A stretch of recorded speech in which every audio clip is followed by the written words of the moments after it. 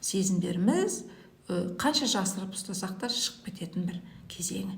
Бір анау жасырып ұстаған бір скелеттеріміз, таракандарымыз.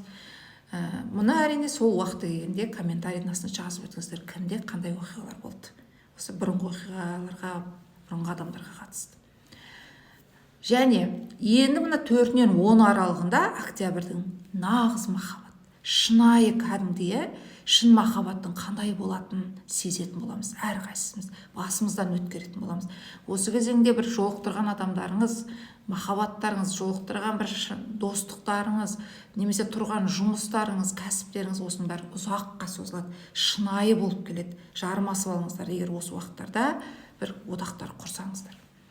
Және әке мен ана, қыз бен ана, досыңызбен қарым-қатынасыңыз, күйеуіңізбен, әйеліңізбен керемет бір эмоцияны өткеретін боласыз. Мұнда комментарийға